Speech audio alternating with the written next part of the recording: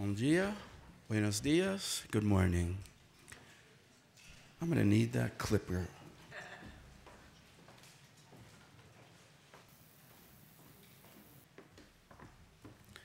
How's everybody doing?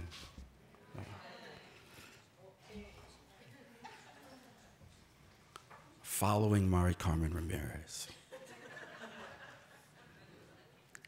Why did I accept that? No, but thank you, Fernanda. Thank you, Natasha at SP-Arte. Thank you, Costanza and Juliana, and everybody at Arte Brasileiros. And thank you, Ana Maria, and thank you, Carmen. I am looking forward to the discussion. I am trying to figure out this collection, and I cannot think of a better way because I have been forced in a very good way to really, really look even closer at our collection at the Pérez Art Museum Miami. I have been there for 5 months now and had the great opportunity to work in Houston down the street from Carmen 10 years ago in my first sort of mature museum role. And I was at the Manil collection. And at the time, coming from New York, was working on an exhibition called Neo Hoodoo. And it was about spirituality and contemporary art in the Americas. And to have the opportunity to be in the presence of the MFA and Carmen's work there was phenomenal, in addition to all of the other things that Houston brings to that conversation, many good things. But here we are now, and have worked in between that time in Houston at the Los Angeles County Museum of Art, another big encyclopedic institution like the MFA. We like to say, at LACMA, we like to say we are the biggest encyclopedic museum west of Chicago. And we say Chicago, but we know that Houston is much bigger as well. And one of the ways that we had to think from that position in Los Angeles as an encyclopedic museum that was smaller than all of the other ones that were to the east, especially when we begin to think about the history of encyclopedic museums or the history of where museums come from. This idea of trying to capture culture was that we could not compete or think about, say, European painting in the same way that you do in Boston or New York. So I think in some of the ways that Houston has benefited from its position has been the opportunity to look elsewhere where those older encyclopedic institutions are not looking. At LACMA, I remember the abstract expressionist galleries there never changed the whole 6 years I was there because there was nothing to replace them with. So I come from a position, I believe, in thinking about the locality of museums and thinking about museums in a constellation. And that's the approach that I'm trying to bring to the Pérez. The Pérez began as an idea in 1985 when it was called the Center for Fine Arts. And it was basically put together by a bunch of people who recognized the fact that Miami was a growing city that did not have an institution dedicated to visual art. It became a collecting institution in 1996. And then this building and the rechristening as the Pérez Art Museum Miami happened in 2013. So the building opened in December of 2013. I'm going to go through a lot of images, and I'm going to hope that like they're small and that we can click through them and get to some ways in which art has played a role from the collection and been used or been interpreted throughout the exhibition spaces, and then try and just touch on past, present, and future in those relationships, and then close with just some thoughts on where we're going in the future. Even thinking back, let's see, just give you a couple of views. Herzog and de Meuron did the building. It started as a discussion as early as 2003 and sort of wound its way through conversations and discussions for about 5 years until that conversation with the architects really got going. Miami's relationship to museums, as you can infer, is different from some of those cities I've mentioned. We are kind of known, I think, in the present for being the poster city for private collectors, right? So people would come to Miami to see the De La Cruz collection, the Rubel collection, the Bremen collection, the Margulies collection. It goes on, and we still do to this day. The fair, the big Art Basel fair, was essentially begun by those families. So I think of Miami, I think of the Pérez as being the people's museum, right? We think about museums in a way that is quite different from them being a place simply to go and to look at work on the walls, but to try and embrace an idea of a 21st century museum that is welcoming as much about education as it is about looking. We serve about 90,000 third graders every single year because of a large grant. We have tried to think of ways in which to make the museum a place that is very much different from those other kinds of private collections. And one of them, as you can see, is just the open nature of the space. The museum sits on a bay, and I think is as attractive for people to come and sit down and just spend some time as it is to actually enter into the space. One of the things I think about when I think of say, Chicago or the Art Institute or the Metropolitan for me in New York was the museum growing up, is that you have these steps that you must ascend to get into the hallowed halls that kind of make you feel sort of tiny on your way up into them. And this museum is clearly contrast to that approach. It is 200,000 square feet. It is surrounded by a museum park on one side, water on another side, a highway on the northern side that makes the museum a particularly interesting visual proposition as people are going back and forth in their cars. And then the largest city block in Miami, Biscayne Boulevard, on the west side. As I said, we have about 200,000 square feet. The museum cost $220 million to build, which is part of why it took 10 years from conception to it actually being built. We received 100 million, almost half, from the government, and that comes from the city and county. And I think it's interesting in consideration of where Miami sits as a sort of young city as far as museums go, in that that government support is something that we have to work hard for, to fight for all of the time. Miami is still a place, and perhaps because of many of those private collections, it is a place where a lot of people will still question the idea of a museum.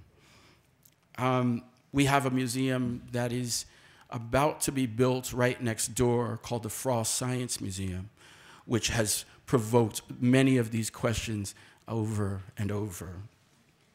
Needless to say, the Pérez was finished on time, and part of the rechristening is because of George Pérez, and it really has changed the makeup of the institution and what we can and cannot do. I look here at Alfredo Jar, and it is nice to point out or to think of how this piece is indicative of some of the ways that the museum began collecting. It was an opportunity to think about the late 90s and to think about that moment in particular as one where we had, in the United States, the example of the 1993 Whitney Biennial behind us. This Whitney Biennial that was accused of being too plural, too multicultural, embracing too many different or new people and ideas. We have the example, I think, of in 1996 of the exhibition Inclusion, Exclusion in Graz, which also put forward many similar ideas. So this is to say that the group of people who began the collection were thinking very much in the moment.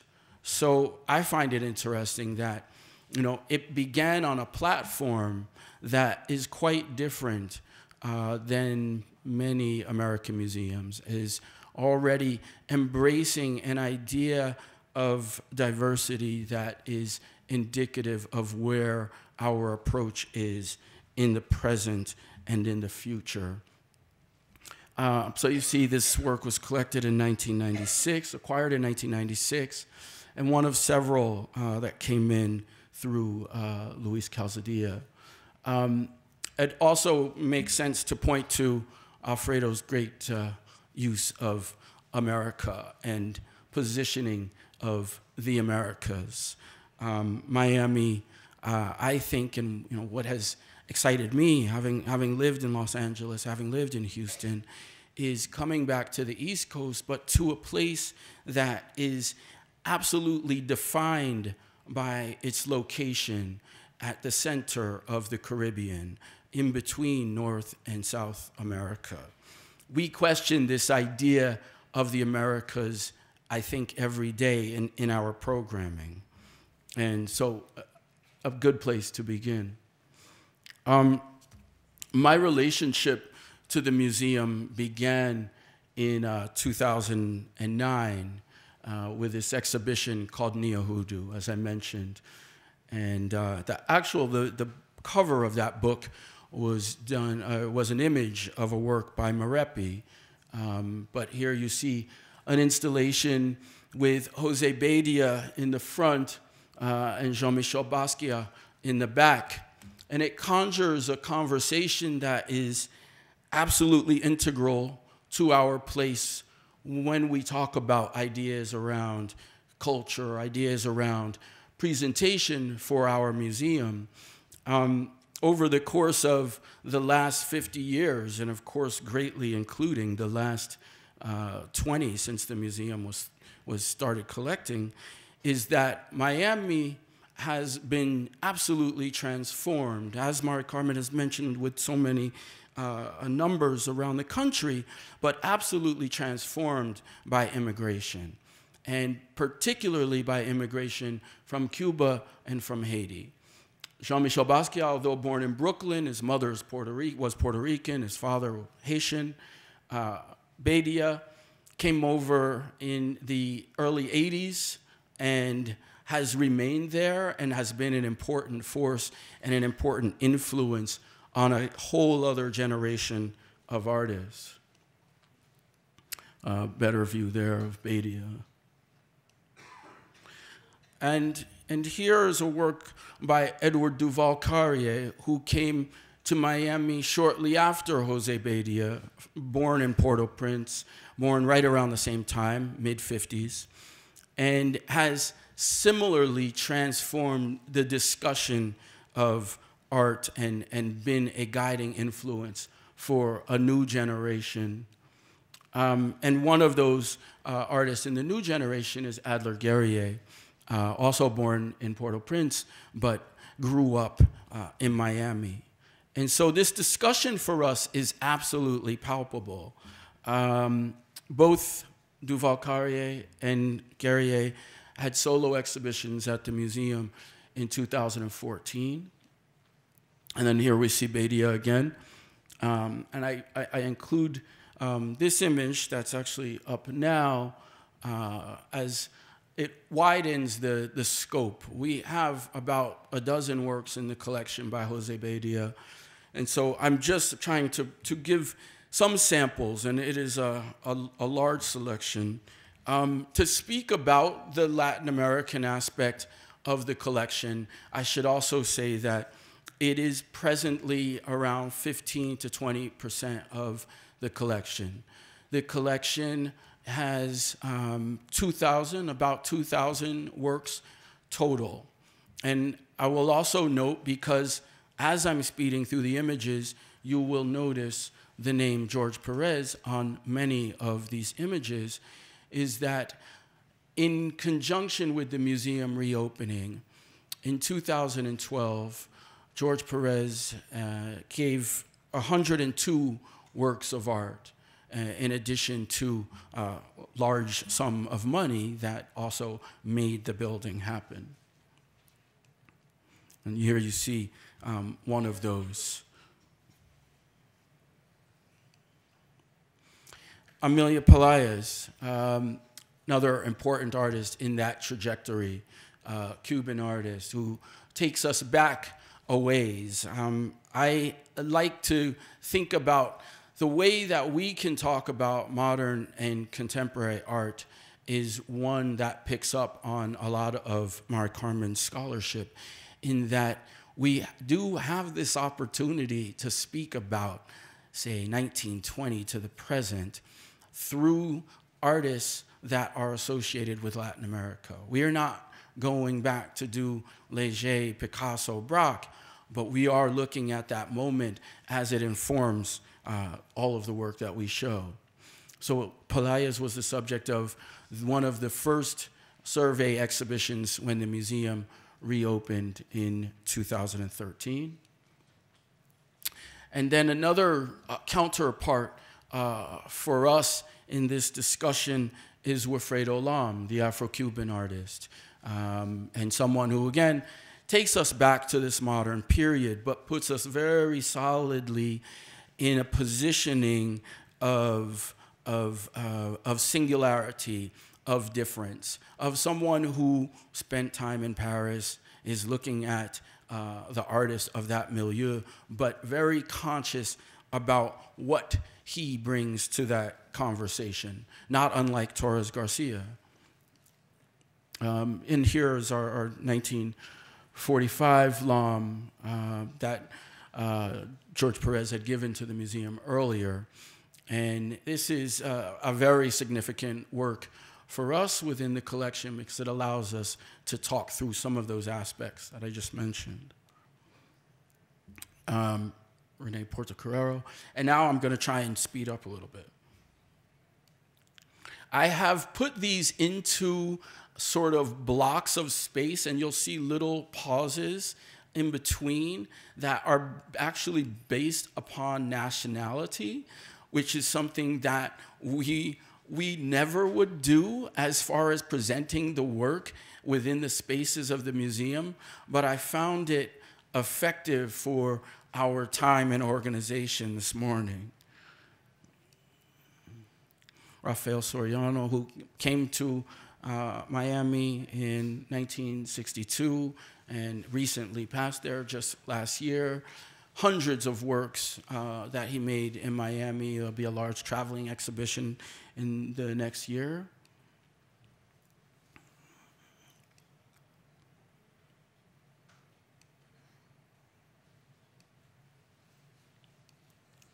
Ana Mendieta, also the subject of an exhibition at the museum as early as 2006, and obviously one of the most important artists in the conversation in Miami. It's an artist who can be seen in great depth at some of those other collections, and I would be remiss if I did not mention also Sifo and the Cisneros collection, which has a base in Miami, which also has been an important part of the discussion on the work of Ana Mendieta. Carlos Alfonso, our exhibition on the artist is still up right now. Alfonso, artist who also came in the late 60s to Miami and died there in the 80s. Important artist whose murals are around the city and is well known and well collected for the two-dimensional work, but this recent exhibition is all about ceramics.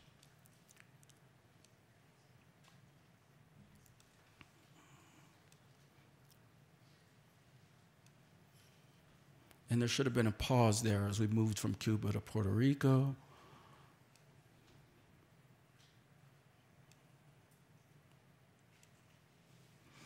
Nelson Lerner, of course, from here.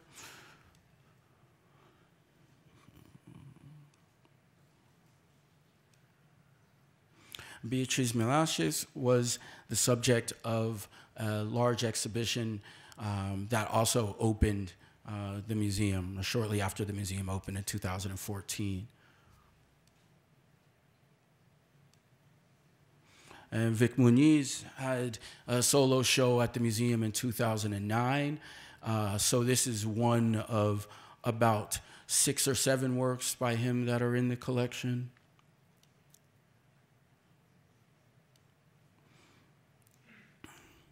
And you'll see, I like to point out within this selection how the Collectors Council of the museum has gone about collecting. So you'll see, this is 2011, 5 years ago.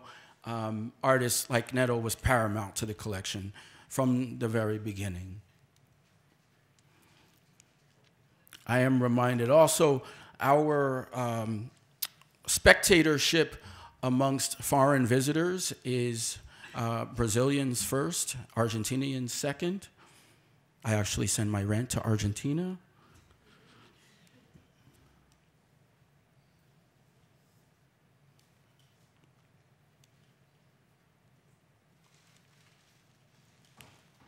Oscar Munoz as early as 99.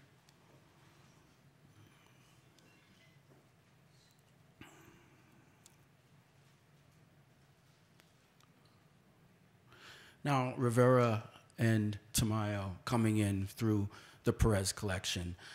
Aspects and parts of the collection that were definitely completely transformed by the gift. The work just wasn't there. And Toledo makes for a conversation with artists, not only from Mexico also, but for the ability to, again, look back at some of the vital ways that artists from Latin America have transformed the art historical text. So to think about constructivism, to think about the Mexican muralists, to think about the ways in which these important contributions change the way we look at the art of the past and thus our present.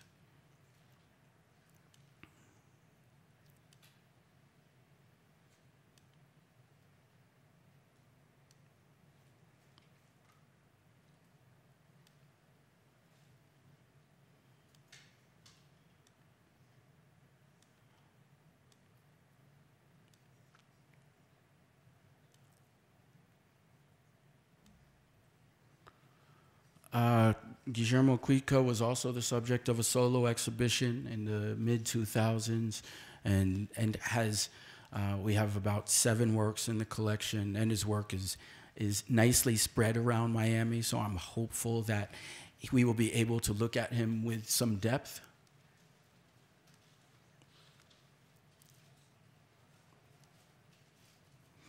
Victoria Gitman, I think it's interesting at the end, I've tried to put some of these artists in a sort of chronology, and to get to a younger artist like Victoria Gitman is also indicative of the way that Miami has changed as a global city.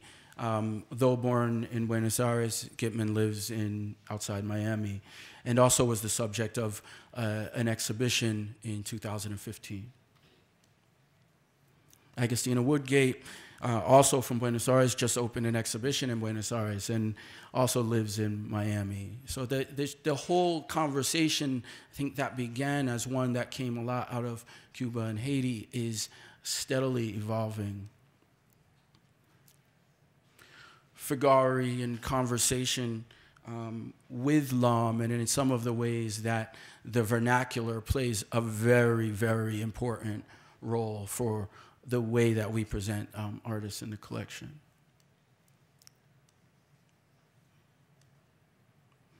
And again, no Torres Garcias in the collection until 2012 and the Perez gift. And there are now 5.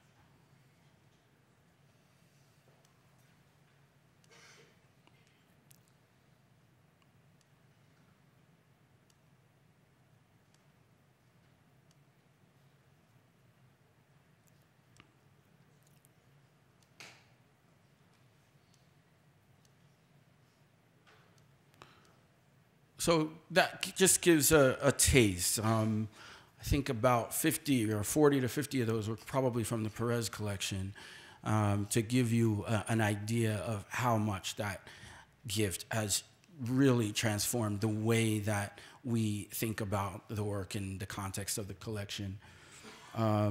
What has happened, and what I think the curatorial staff has been instrumental at, has been how do we put all of these different works of art into stories and to build narratives. It is a collection that is, I would say, still, how do you say, light on what might be construed as the hallmarks or the classics. And I think that there is room to build on that while looking squarely at contemporary for the most part. Alfredo Jar will continue to be a big part of that conversation. So Tobias Ostrander, who is our chief curator, has had the opportunity to sort of make a narrative of a transition from the museum that was the Miami Art Museum into what is the Pérez Art Museum Miami. He started there in 2011 and has been there since, trying to create, I think, a foundation that is unlike any other, and succeeding in that. One of the exhibitions that he did when the building opened was Americana, which looked at ways to jump off of a piece like this.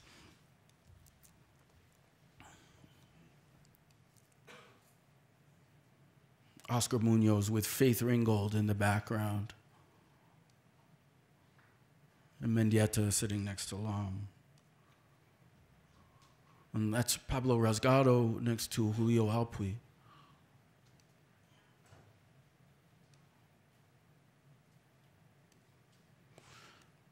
Pelay, as we mentioned, the solo exhibition. Let me trace.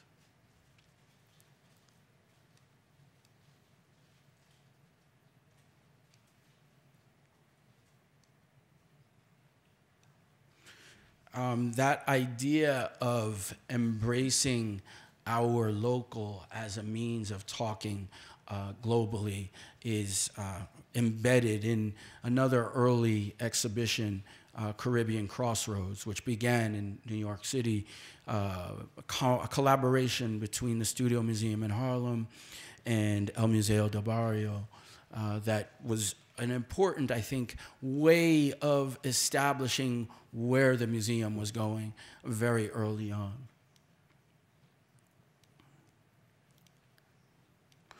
Firole Baez, of Dominican and Haitian parentage, lives in New York, exhibition that just recently closed.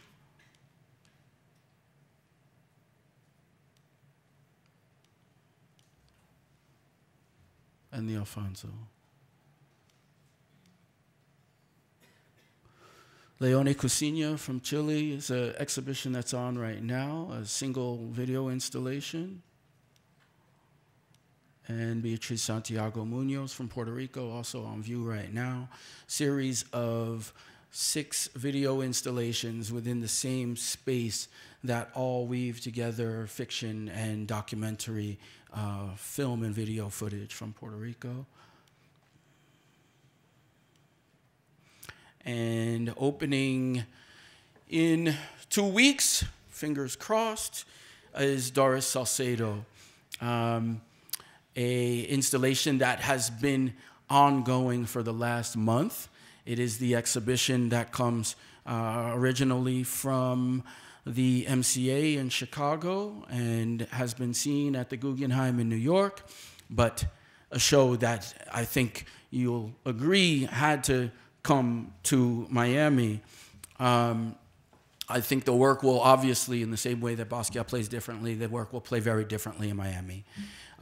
Doris had this sort of nod or to location in saying that it's kind of a difficult proposition for her. Although she has a lot of family in Miami, it is different in that Miami is where a lot of the perpetrators of the crimes that she mourns in her work actually went to and are located at. So she felt a little bit odd about that, and I think it'll be interesting to see the way the show plays out there. Salcedo was also a part of the Neo-Hoodoo exhibition in 2009, and someone that I believe we must have in the collection, and somebody that we are looking to acquire. Basquiat, the Notebooks exhibition that originated at the Brooklyn Museum earlier this year, is now at the High Museum in Atlanta and comes to us in August and will be there into the fall. And again, another show that you can't think of that work without thinking of Miami, and the backdrop for his concerns there is absolutely integral. So we'll be adding some works from Miami in particular around what is, I would think of in some ways as a sort of connoisseur's type of Basquiat show. It's the notebooks, it's the foundational material that he began to play with ideas in the early 80s, before making a lot of the paintings he became so well known for. And then Julio Leparc takes us to the end of 2016 and into 2017. And this is a new exhibition that Tobias is working on with Estrelita Brodsky and the artist, which will be a real treat to have up at the museum during Art Basel. And lastly, I could not leave without showing my football exhibition, this iteration from Los Angeles, but has also been done in New York and will certainly be done in Miami. And there you see a Dario Escobar sort of floating cloud of footballs. And then Nelson Lerner's amazing piece of Maracana surrounded by deities and gods and Yoruban spirits. And so that is a piece that's actually now in the Brooklyn Museum, but certainly an artist that will be considered at that moment. And that's it. Thank you.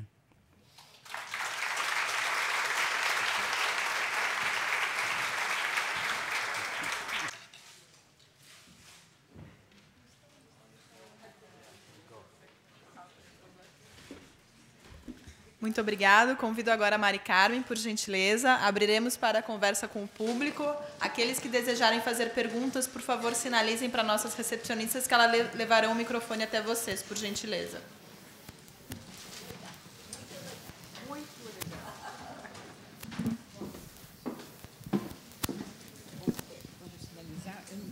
alguém sinalizando lá. Você está vendo?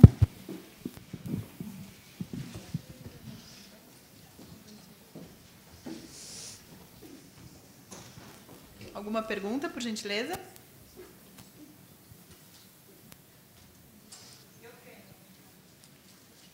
Eu?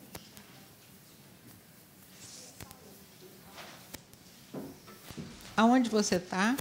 Aqui. Fala português?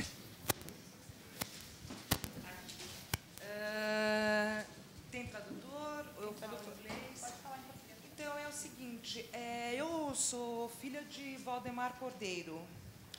E eu acho importante o papel que o Museu de Houston fez de resgatar todas as obras do concretismo e colocar em valor aquilo que foi feito com tanta revolução na arte, que foi muito importante. E acho que precisa todo mundo escuta, né? E a única coisa que eu me questiono, e eu gostaria de falar com a Ramírez sobre isso, por que não foi colocado a história como ela aconteceu?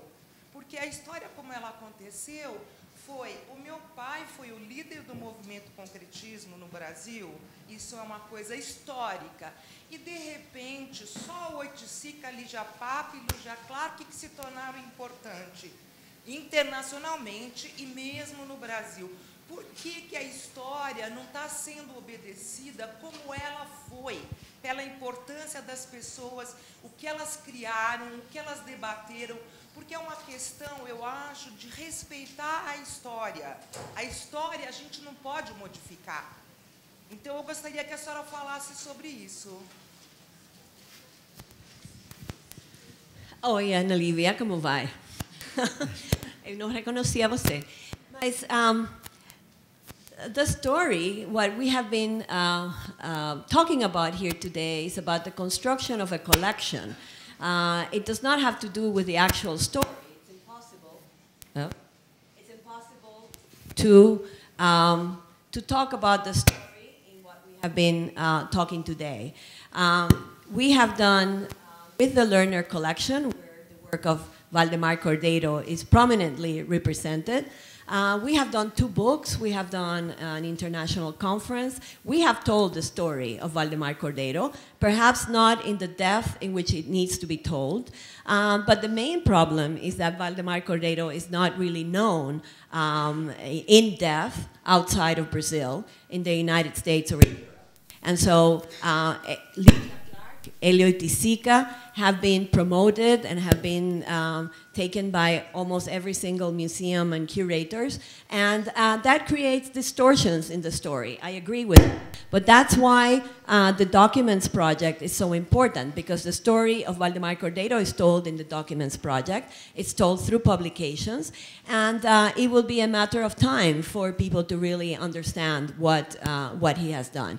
And until we have also permanent galleries to show people, what his work is all about, that's a very important component, because if you go to the United States right now, you cannot see any work by Valdemar Cordeiro, as well as you cannot see any works by Volpi, you cannot see any works even for many of the artists who participated in that movement. So we are all together in that, trying to tell the story in the best way we can, with documents, with exhibitions, with collection. I understand, and I think it's not personal. I have nothing to see what my father did. I'm just questioning because I think the moment the person had really importance, he gave his life, and many times I spoke with Augusto de Campos, and he said, look, he took my hand to go to Rio de Janeiro and get everybody to participate of the movement of concretismo. So I think when the person comes from foreign, which is great, otherwise nothing would happen here, I think it's fantastic what you did. Yeah. Fabiana, eu vou pedir licença para poder colaborar nessa conversa. No, just let me just finish. Okay. I think now that the thing is getting important, it's important to question all the things has been done. I think I have nothing against Oiticica, Ligia Clark. No, it's a question of history, I think. It is a question of history, and I agree with that. But the situation of your father is the same situation of every single artist that we're dealing with in Latin America. It is the situation of Leon Ferraris, the situation of Antonio Bernis, the situation even of very well-known artists like Soto and Cruz Diez. These artists are not known for what the original contributions that they have done. Their stories are not known. And what happens is that the art mainstream, the establishment, picks on people like Elio and Ligia because they're very seductive. They're obviously very important artists. And there's a market structure behind them. These other artists don't have that market structure. And so their work doesn't get known as well. But in everything that we have done in Houston, we have put great effort. You know, in the book that we did about the Lerner collection, the story is told. And your father's story is told in relation to all the other artists, as well as what we have done with Elio, we've done with Antonio Berni, we've done with all of these artists. But it is a very complex scene, and what we're doing is just one component of many other things that are happening at the same time. Thank you. Obrigada, Fabiana, pela sua participação. A gente agradece a importância que a gente dá aos artistas que a gente quer ver representados, mas são inúmeros. E eu queria, então, fazer uma justiça ao projeto da Mari Carmen. Poucos projetos dão a importância que a Mari Carmen dá ao grupo de artistas paulistas do Grupo Concreto. E eu queria dizer que o destaque que ele tem na coleção da Mari Carmen é absolutamente especial. Então, quer dizer, eu entendo o seu sentimento, mas eu quero dizer que... Não é meu sentimento. Não, dá licença. Aqui o assunto é vários artistas. Eu quero dizer o seguinte, que, em nome do projeto de Houston, eu acho que não é justo com relação, a sua queixa com relação ao projeto de Houston. Talvez ela seja mais justa com relação a outras instituições. O projeto de Houston contempla o Cordeiro, e aqui está exatamente pessoas que contemplam o Cordeiro, especialmente, entre as quais eu me coloco, e os documentos que nós levamos para o arquivo de Houston, eles dão um grande destaque à produção crítica do Cordeiro, e eu mesma separei esses documentos. Eu te agradeço essa lembrança, e eu gostaria de passar a palavra para outras pessoas, porque todas as pessoas que estão aqui têm uma pergunta para fazer. Depois, dando tempo, a gente volta. Obrigada, Fabiana. Sí. Yes, in English. This is for Franklin. My question, I'm from Mexico City, and we have our own collection. We're building our own museum. And my question to you is, how long in advance do you close your exhibitions when you're doing interchange collections with other museums, with other private collections or other museums from other countries? I mean, how much in advance do you have your exchange collections closed? Oh, we try to have the calendar at least 2 years out. 2 years? Yeah. We're very cautious with private collections. Unless the work is coming into the museum, it's just something that we're very cautious about, not wanting to just be a place for the work to come in and out, but a place where there's going to be a long-term impact. But do you also, when you do like an exhibition, let's say on Basquiat, or an exhibition on Keith Haring or something like that, do you deal with like the Rubel family collection, as well as with Met, for instance, or with the MoMA, or it's just with the public museums that you deal with? Those are public museums, Met and the MoMA, so yeah, if they but are not the Rubel on the checklist, absolutely. And I try to work very closely with all of the private collectors who are around us. And sometimes that could mean a singular work on loan, or sometimes that means something a little bit more extensive. But we try to be a part of our community. Okay, thank you. para Mari Carmen e para Franklin, eu acho que vou fazer em espanhol a pergunta para ambos. Em português, ok.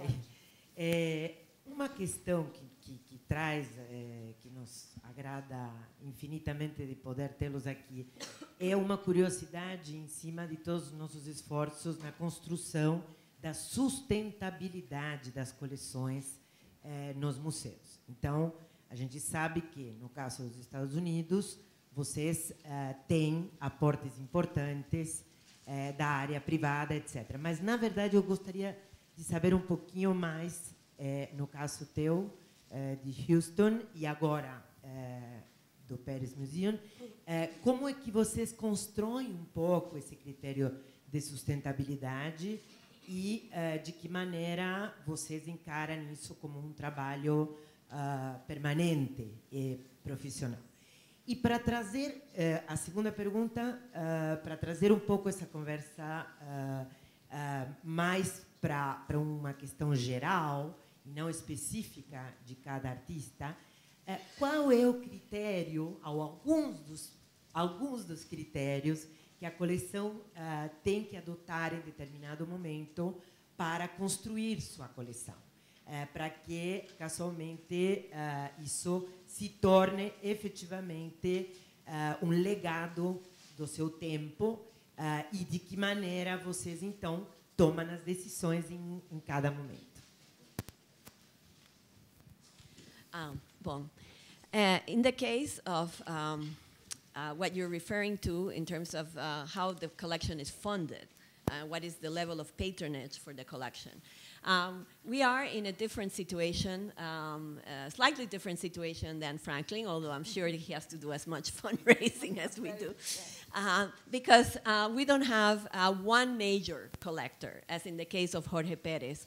And when we started the program, this was a concern of everyone at the museum. We did not have a Patricia Cisneros, we did not have a Jorge Pérez or a Diana in Houston who would be supporting, everything that we did, the way that Patricia Cisneros supports everything that Latin American art do, what MoMA does with Latin American art.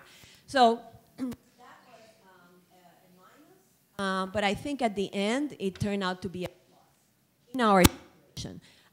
We are very lucky to live in a place like Houston, who is extremely philanthropic.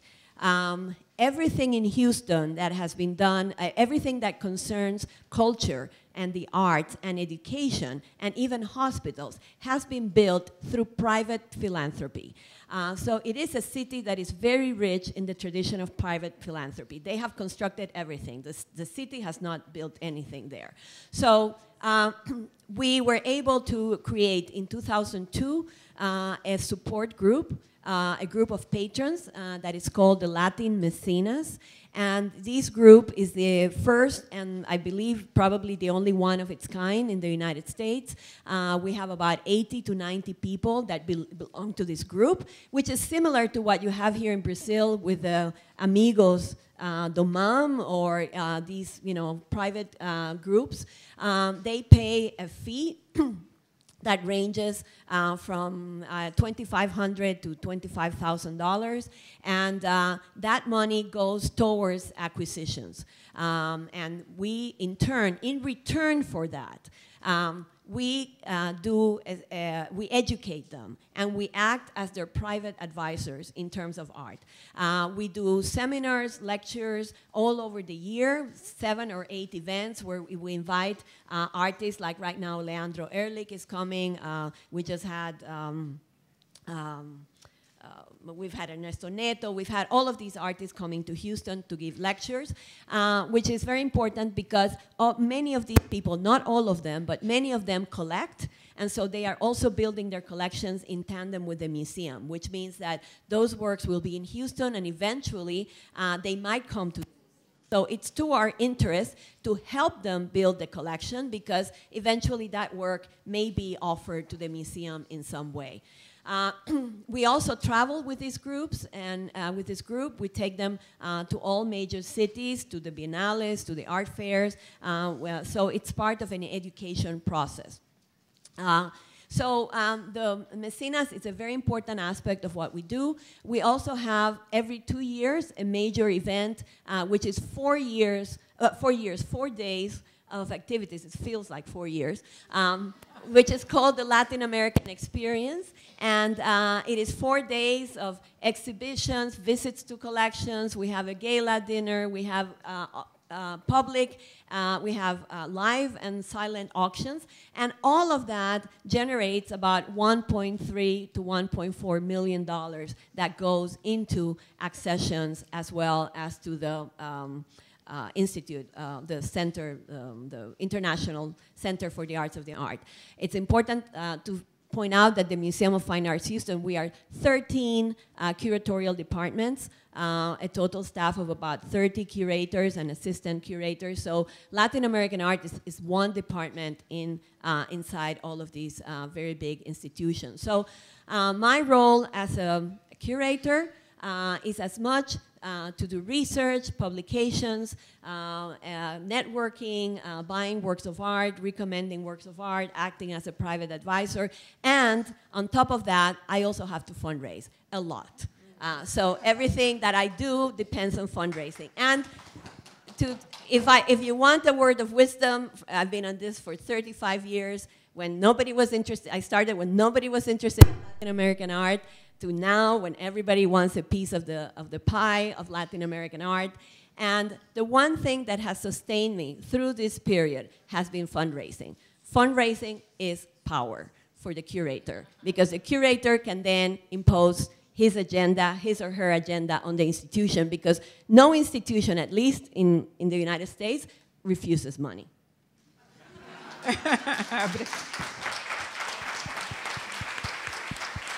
Yes. Good morning. I must say, we have been very fortunate, and because I focused so specifically on our topic, you see the generosity of George Perez. He is a phenomenal patron, but he is one of 45 board members.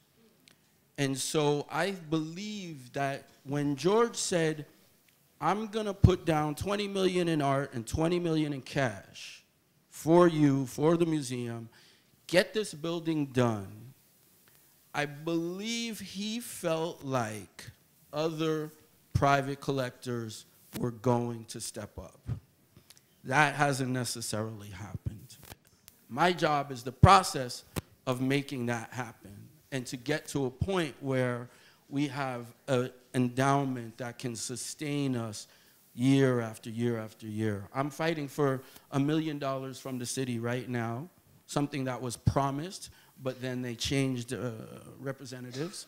And so every year is this fight. The museum was built with the idea that as a new museum in a city that never had a real museum, that it would need 1/3 of its budget from the government every year. And that is something that has been agreed upon, and it's something that we look forward to. If that were not there, it would change our ability to do what we do. But the rest of it is exactly what Carmen pointed to, is constantly using our curatorial staff, constantly trying to work with our patrons to build on our base. And the way that we can do that and be truly sufficient would be to build the endowment to a point where every year the budget is strictly coming from the interest on money in the bank.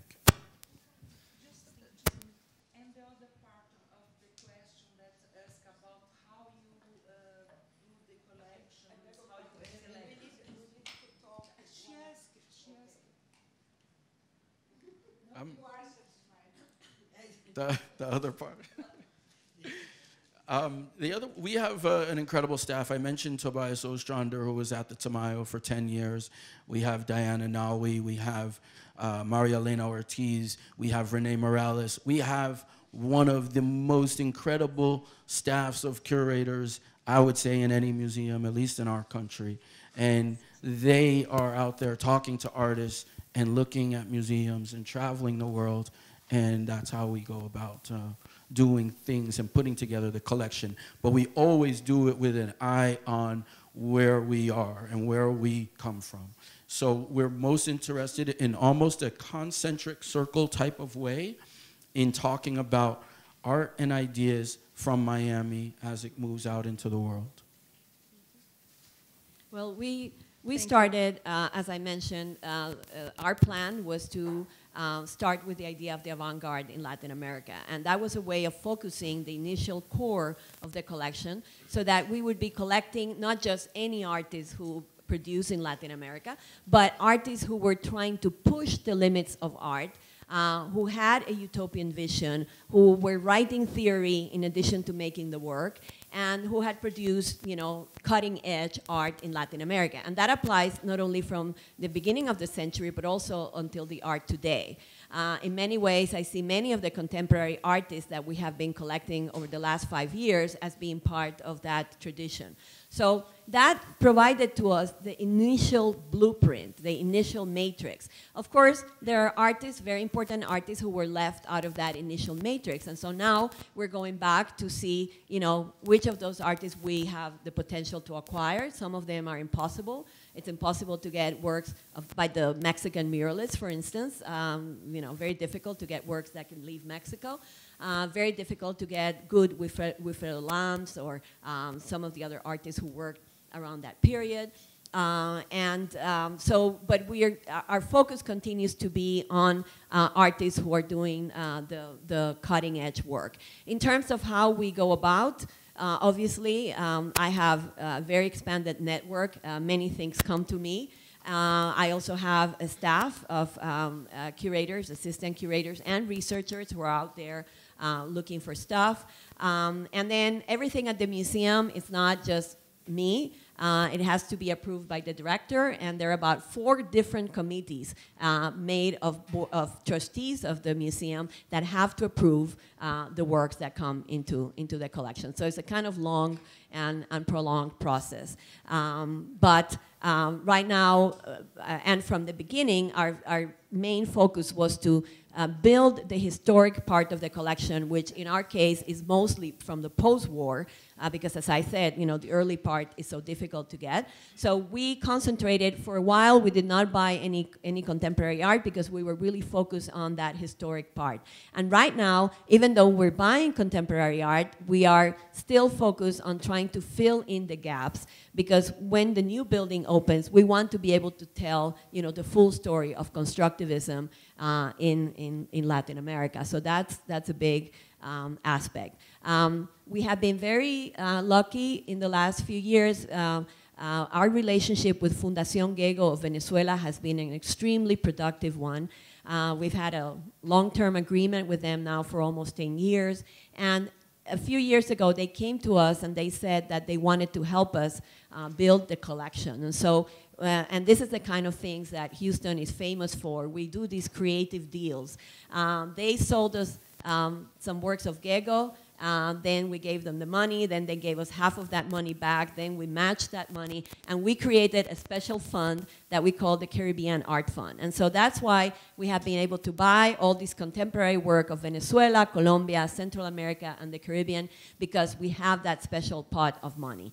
And so these are the things we have to do, you know, to really be able to carry our goals forward.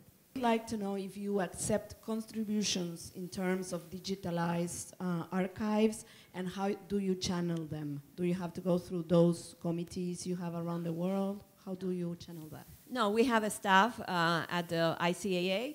And right now, yes, we accept digital contributions, but we still don't have a full process for that. And so we're in the process of trying to figure out, as we finish with this backlog, putting in all the documents that the teams recovered, we're trying to figure out what the next step is and how we're going to be able to accept large amounts of documents from people. We don't want to do the Wikipedia model or some of those other crowdsourcing models that are out there. for one reason. It's because the project has very high cataloging standards. We have 3 catalogers.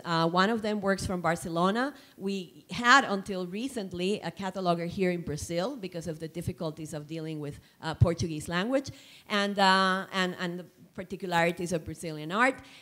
So we work with highly specialized people who are doing the digital cataloging because this is very important so that you're able to search the website from many, many different angles and many different points of view. So we don't want to let go of that. And if you enter into the crowdsourcing model, then things become very messy.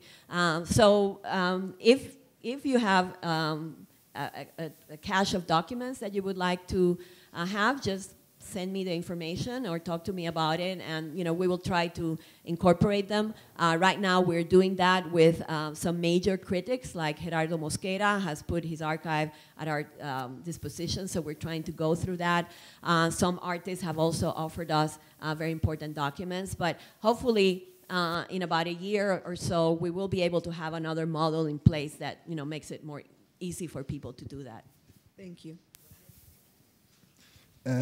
I have a question. Well, first of all, thank you very much for both presentations.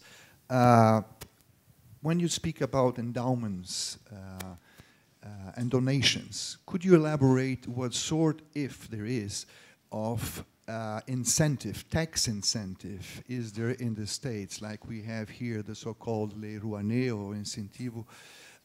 Is there any tax deduction? Is there any system that helps these donations and endowments?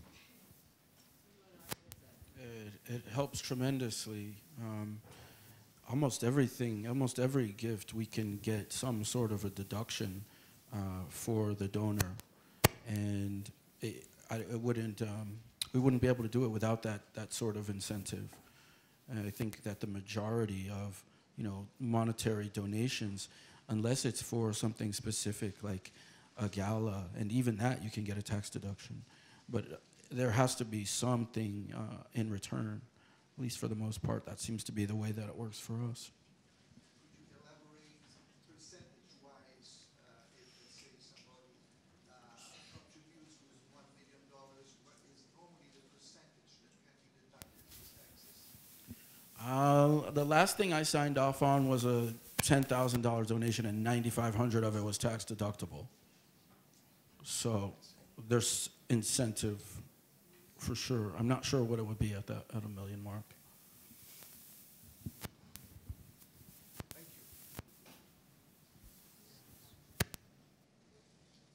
you. Mais alguém que quer perguntar?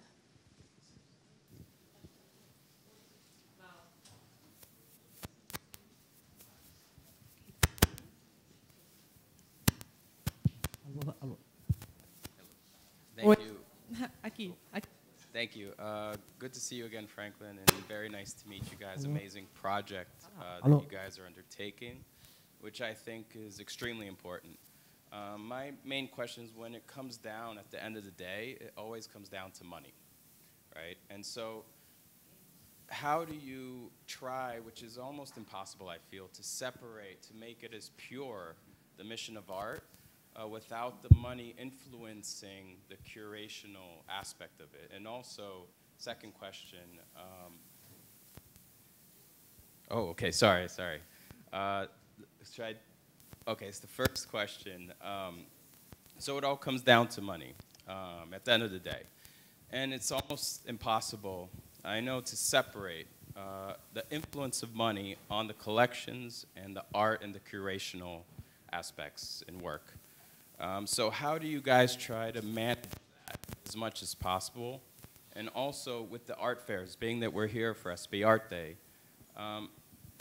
does these fairs, which have become such a giant machine all over the world, how has that influenced museum collections and what you guys do?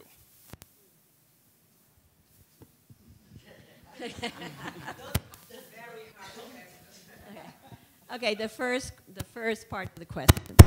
You answered the second one. Okay. No, I can answer. I have something to say about that. But yes, Okay, yes, better, okay, thank you. When we accept money, when we do the fundraising for exhibitions or for collections, there are parameters for that, and there are rules.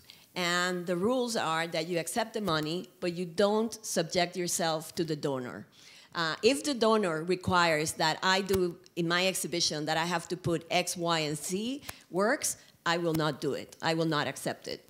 And the same thing applies in an accessions. We've had cases where a donor will say, I will give you this work or I will buy you this work, but you have to put it up 100% of the time.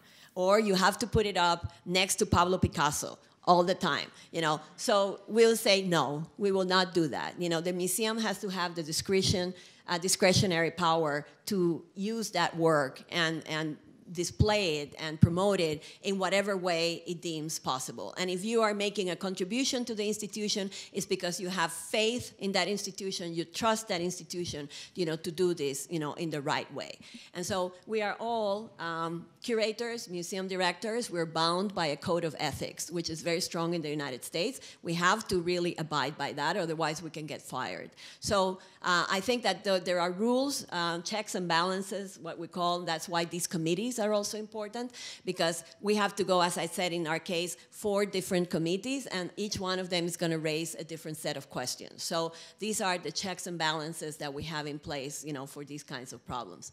In the case of the art fairs, and I will speak specifically from the point of view of Latin American art and what we have been doing at the museum. The art fairs themselves is a very big phenomenon. I agree with that. It's a phenomenon that has taken over the function of the biennials, for instance. Now biennials are no longer biennials, and you know, the art fairs have taken that over. It's a very important phenomenon of our times. But in terms of museum collections, at least the ones that I have been involved with, the fairs themselves don't have an impact because the fairs are mostly geared towards the private collector. I don't find important works for the most part at the fairs. You know, the kinds of works that I'm interested in for the museum, I would not find generally in a fair. The galleries, yes, you know, the galleries, there are many galleries that I have relations with that offer works to us. Yes, we're interested in that. But that's outside of the fair. What the fairs have done is that they have expanded significantly the circuits for the presentation of Latin American art worldwide.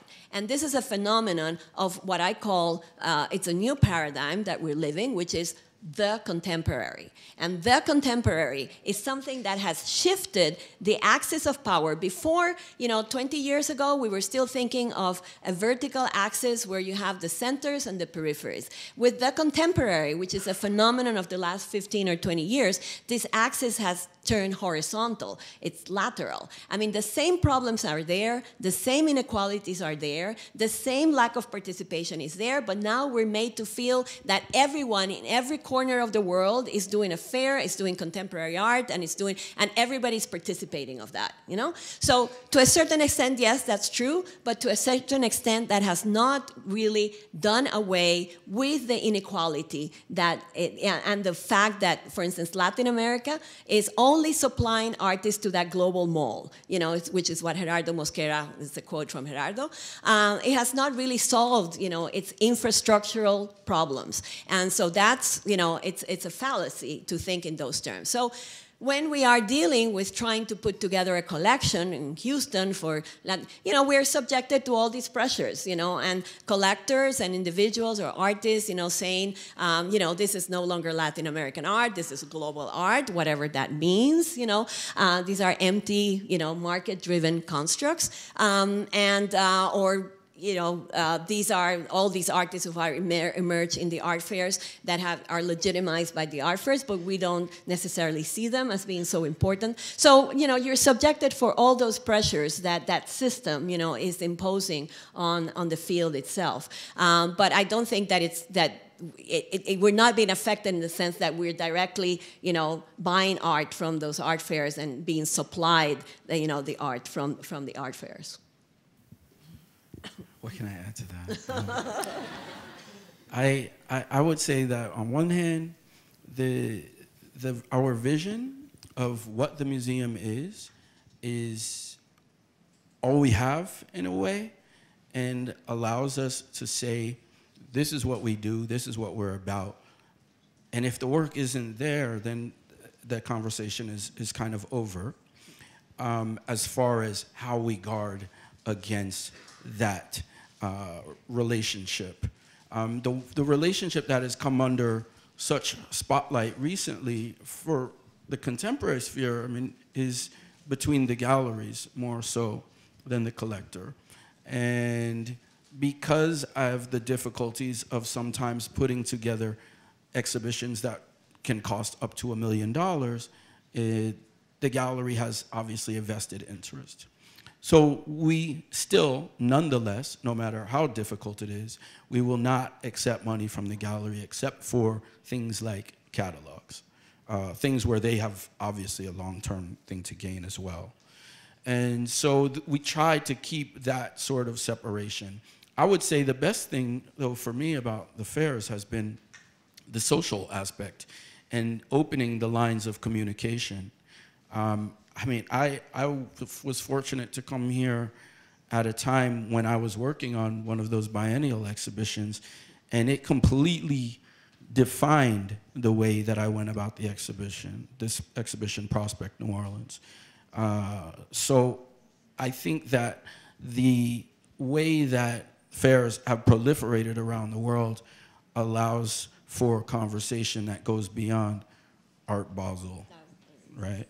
And so it's vitally important. For my work, it has been vitally important. Yes, and I have to say that the art fairs, just to complement that, the art fairs have done a lot to stimulate the local context. I mean, you see it everywhere, whether it's Buenos Aires. I mean, Sao Paulo already had the biennial, but I think this fair has been extremely important. But Bogota, Colombia, for instance, has been a case that, you know, has really emerged very fast and come to the surface and to the international attention through Art Ball. Even San Juan, Puerto Rico had an art fair for a few years that also helped to boost that local context. So I think that there is a value. I mean, I'm not saying that there is not. I think it's very important. Okay. A minha pergunta não é a respeito de... Oi? Estão me ouvindo? A pergunta não é a respeito das coleções, mas a respeito da participação de curadores e colaboradores, ou seja, colecionadores brasileiros nos museus e nos espaços de arte dos Estados Unidos.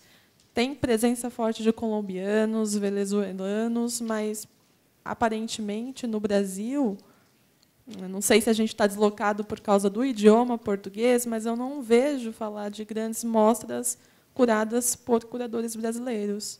Eu queria que vocês comentassem um pouco essa participação brasileira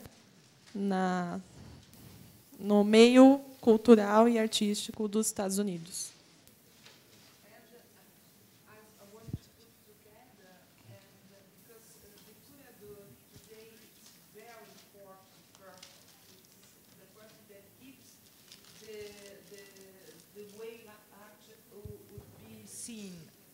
I thought with her, I would like to speak a little bit what's going to happen with the curadors from here, from now, the importance of in art. Yeah. Well, I think you were going towards the participation question from Brazil first.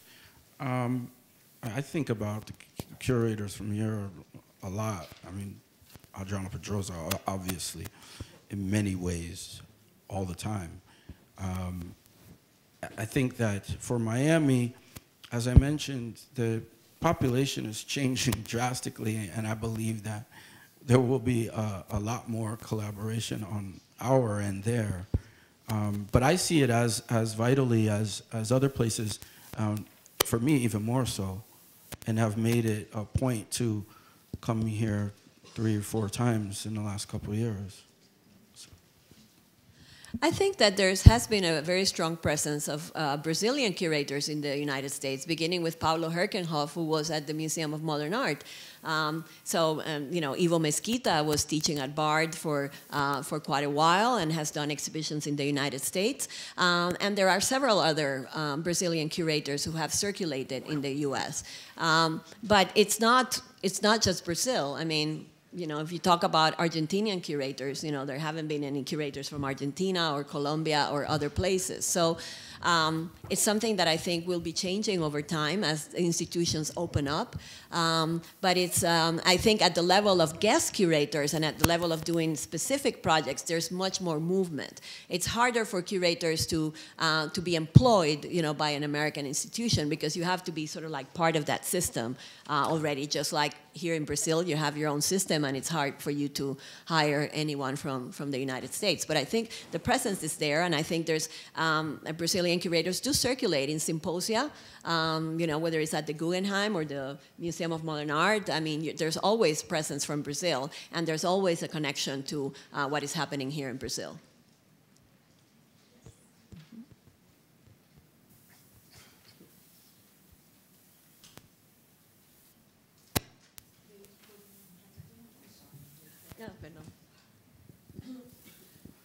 Acho que todo mundo já se manifestou, não é? Já participou da discussão. Eu creio que a gente pode, em breves palavras, e resumindo a importância que é esse encontro com o Franklin e com a Mari Carmen, principalmente por causa do isolamento do Brasil. Eu concordo com a nossa última manifestante. Eu acho que, nesse universo latino-americano, de língua hispânica, eu acho o Brasil bastante isolado ainda nessa.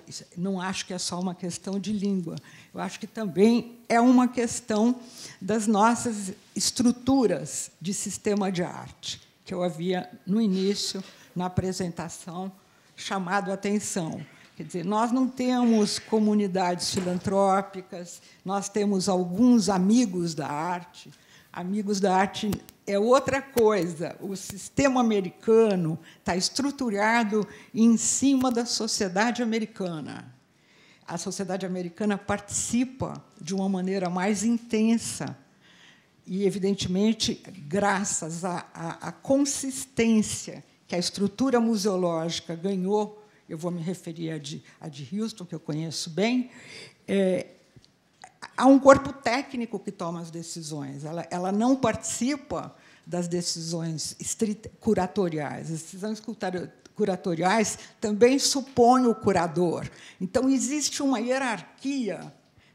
Eu estou falando para o Brasil agora, porque existe uma hierarquia de atribuições, de funções e de atividades muito mais constituída e rígida do que nós temos aqui. É sobre isso que nós temos que refletir, não é? Como nós podemos nos organizar para dar conta das nossas tarefas. Os museus, a maioria nasceu de patrimônios públicos, muitos deles é recente, a grande colaboração privada na Constituição e na patronagem mesmo de introduzir coleções em museus, e nós caminhamos para isso. Então, eu acho que essa é uma discussão que nós temos que fazer mesmo, porque nós, do ponto de vista do nosso sistema de arte, estamos organizados de maneira muito diferente.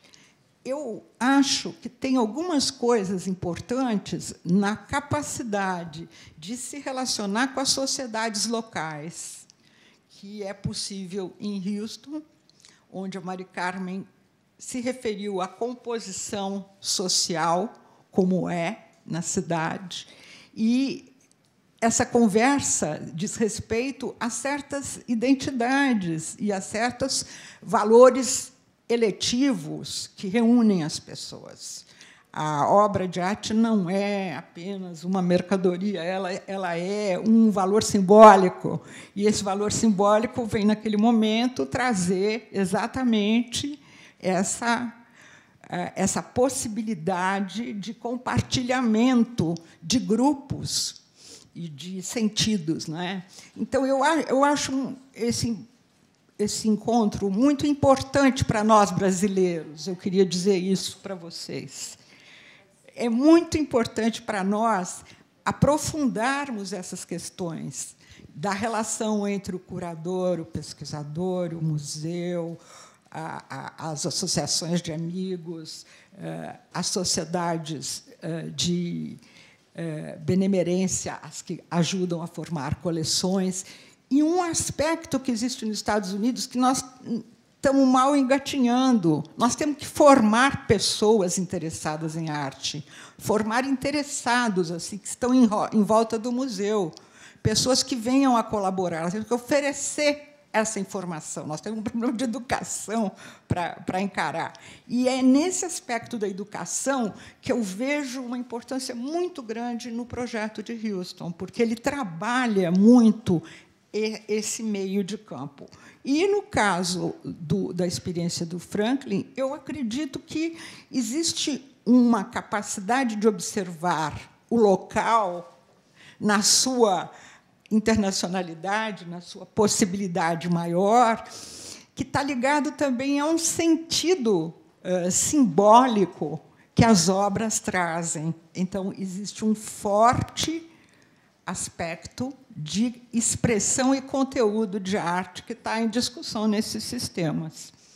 Eu acho que aqui nós abstraímos um pouco, mas isso é uma outra conversa para um outro dia. Eu quero agradecer muito a contribuição que vocês trazem e nosso trabalho aqui é enorme, né? Porque nós estamos ainda precisando refazer uma série de degraus e de steps aí para poder estruturar esse sistema melhor. Agradeço a presença de todos. Você queria falar alguma coisa? Antes de passar para a Mari Carmen, agradecer a presença de todos e a atenção com que vocês acompanharam essa sessão. Yes, I agree with everything that Ana Maria said. I just want to add one comment, because we recently, just 3 weeks ago, had Carlos Roberto Brandão, who's the Minister of Patrimony of Brazil, speak at the Museum of Fine Arts Houston at a very special meeting we had with other culture ministers. And one thing that was very clear is that at the level of the federal government and at the level of the public sector here in Brazil, museums and culture are a right of every individual. They're part of the rights of every individual, and the government has to provide for that. That is completely different from the situation in the United States, when the federal government wants to eliminate, museums, and it's most of the time trying to fight against museums, because in the United States, culture is not a right. That's why it's been entrusted to the private sector, and the private sector has to find the means for that. You have to realize that the United States has no Ministry of Culture. There is no Ministry of Culture in the United States. There's only something called National Endowment for the Arts, National Endowment for the Humanities, which under the Republicans, they have tried to eliminate them because they think it's a threat to the culture. So these are, it's true that the United States has a very strong infrastructure, and we need to learn and exchange from each other, but it's also true that we need to learn from countries like Brazil in terms of how they envision the role of culture. But for that reason, we have a big problem in Brazil, because people take it for granted. Yeah. They don't give the right value for things. Yeah. This is the biggest problem for our society, because our society is very individual, individualistic, actually. And nobody thinks as a society, a whole society. So it's the biggest problem.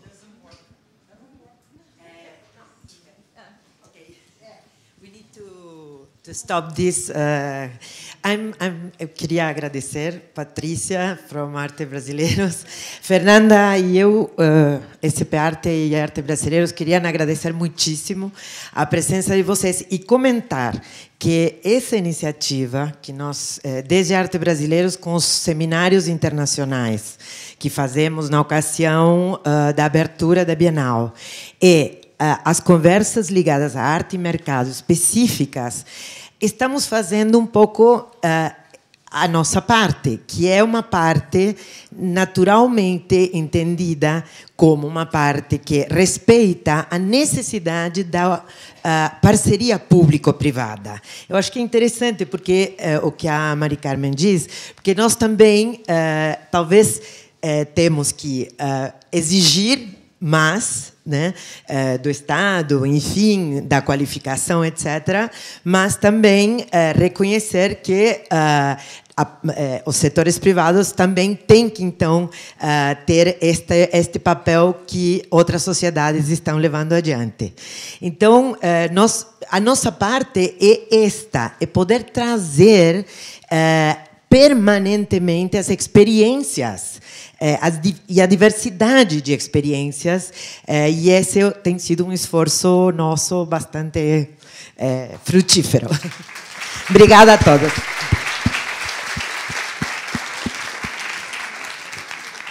Muito obrigada a todos. Tem um problema com o programa. Podem projetá-lo para...